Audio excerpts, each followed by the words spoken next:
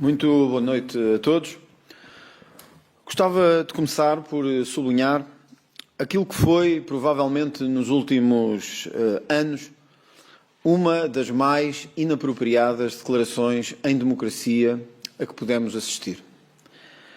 Um primeiro-ministro com suspeitas sobre o seu comportamento e a sua integridade, suspeitas fundadas, não rumores nem especulações, sobre transferências de dinheiros, sobre suspeitas de conluios inapropriados entre um primeiro-ministro e empresas privadas, sobre suspeita de violação grave do regime de funções exclusivas, como lhe chamou o primeiro-ministro, de suspeitas de ter enganado ou de poder ter beneficiado de dinheiro privado no exercício de funções públicas, fazer uma declaração como aquela que aconteceu hoje. Todos nós, mas sobretudo os líderes dos maiores políticos, dos maiores partidos do país, têm sido nos últimos anos alvo de escrutínio, debate, muitas vezes ataque, outras vezes, pontualmente, de ataques despropositados a que sempre temos que dar resposta. Os jornalistas e a imprensa exigem-nos o escrutínio, o acompanhamento permanente e, às vezes, o confronto. O confronto que faz parte da democracia e o escrutínio, que é parte vital do sistema democrático. O Sr. Primeiro-Ministro não respondeu a nenhuma das questões fundamentais que o país, a oposição, os jornalistas, o escrutínio democrático exigiam que respondesse hoje.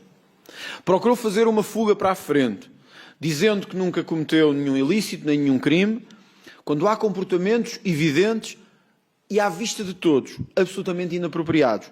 Quando há suspeitas do uso de dinheiro que não declarou nas suas declarações de rendimentos, mas mesmo assim opta por não dizer nada sobre isso. José Sócrates não faria muito diferente do que hoje fez Luís Montenegro. E isso, confesso, é uma desilusão enorme. A ideia de que se pode apelar diretamente a uma qualquer confiança sem prestar contas.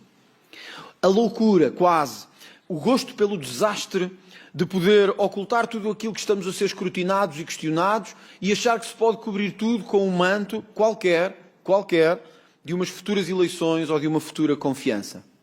A ideia que não temos que responder pelo dinheiro, não temos que responder por empresas que nos continuam a pagar, não temos que responder, como hoje se soube, por avanças que podem atingir 15 mil euros por mês no exercício da função de Primeiro-Ministro no seu património familiar. Nada disto foi respondido. No final não houve perguntas, ou melhor, houve perguntas, mas não houve respostas. Se fosse o líder do Chega ou outro político qualquer, seria hoje dizimado pelo país político e mediático, pelos círculos de opinião e por todos os outros. O Primeiro-Ministro merece essa censura. Por depois de anos a defender a cultura democrática, ter evitado hoje as respostas e o escrutínio que se exigiam, que o Chega pediu, que o Parlamento pediu, que um país livre pedia que fossem esclarecidas. Com todo o respeito, Sr. Primeiro-Ministro, não podemos ter em funções um Primeiro-Ministro com a mais leve suspeita de atos de corrupção, de conluio, de promiscuidade ou de uso indevido de dinheiro. Não podemos ter em funções um Primeiro-Ministro suspeito de estar avançado a alguns setores ou empresas enquanto gera os destinos do país todo. Não podemos, nem devemos, que um Primeiro-Ministro sob suspeita não diga, está aqui tudo, perguntem o que quiserem e eu tenho a resposta para vos dar. De forma franca, honesta, mas apela aos sentimentos pessoais, familiares, ao contexto familiar, para se safar a si próprio e para procurar obter daqui ganhos políticos. A declaração que hoje acompanhámos do Primeiro-Ministro não foi só um ato de desespero. Perdoem-me aqueles que não gostarão das palavras que vou dizer. Mostra o caráter de um homem e de um político. A ideia de poder transformar numa espécie de perseguição familiar. A ideia de procurar convencer os portugueses com uma retórica da família trabalhadora. Quando ainda hoje soubemos que, por exemplo, entre muitas outras coisas, 2 casas foram compradas a pronto, com quase 1 milhão de euros, sem que esse valor esteja registado nas declarações de interesse do Primeiro-Ministro, mostra bem como é uma lógica vazia e como é apenas uma lógica para enganar os portugueses. Portuguesas e portugueses. O Primeiro-Ministro assinou no final com aquilo que o Chega tinha proposto. A quando do conhecimento deste caso, exigimos o que eu penso que em política se deve exigir e o que a mim sempre me exigiram. E o que ao Chega sempre exigiram. Esclarecimento, confronto, verdade. Ou admissão ao Presidente da República, como forma de incontornável de gerir uma situação em que a suspeita sobre ele próprio ficou evidente, ou a apresentação de uma moção de confiança ao Parlamento. O Primeiro-Ministro optou pelo segundo caso. Do que depreendi e do que penso que o país depreendeu, será pelo Governo apresentada uma moção de confiança, no sentido do Parlamento restabelecer a confiança que tem no Governo. Pois eu não posso confiar num Primeiro-Ministro sob suspeita que foge às perguntas e evita dar esclarecimentos. Pois eu, o Chega, não podemos confiar num Primeiro-Ministro que, com atos e com evidências incontornáveis de mau uso ou de uso pouco ético do dinheiro público, ou com benefícios indevidos ou recebimentos indevidos de dinheiro, diz simplesmente que a obra feita vale por si e que por isso não tem que dar nenhum esclarecimento e avança com uma fuga para a frente. Eu não posso confiar num Primeiro-Ministro assim. O Chega não pode confiar num Primeiro-Ministro assim. Sei e tenho a perfeita noção de que ninguém quer eleições. Sei e tenho a perfeita noção de que o país tem umas eleições autárquicas pela frente e umas eleições presidenciais em janeiro. Mas, portuguesas e portugueses, a corrupção não se pode evitar chamando os portugueses a votos. Portuguesas e portugueses, a corrupção está acima de qualquer cálculo político. E um Primeiro-Ministro sob suspeita não é aceitável em nenhum país democrático do mundo. O Primeiro-Ministro podia não estar sob suspeita. Como? Respondendo àquilo que tinha que responder.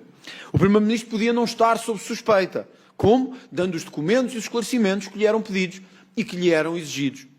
Evitando esta catadupa de notícias e de suspeitas que se alimentam não de nenhuma perseguição do Chega ou de outros, ou de jornalistas, mas da falta de esclarecimentos evidentes do Primeiro-Ministro de Portugal. Nós não podemos confiar num Primeiro-Ministro assim. Para ser aprovada uma moção de confiança no Parlamento, terá que ter os votos ou do Chega ou do Partido Socialista. Não reuni a direção nacional do partido, não reuni os órgãos do partido e, à hora que vos falo, esta declaração acabou de ser feita.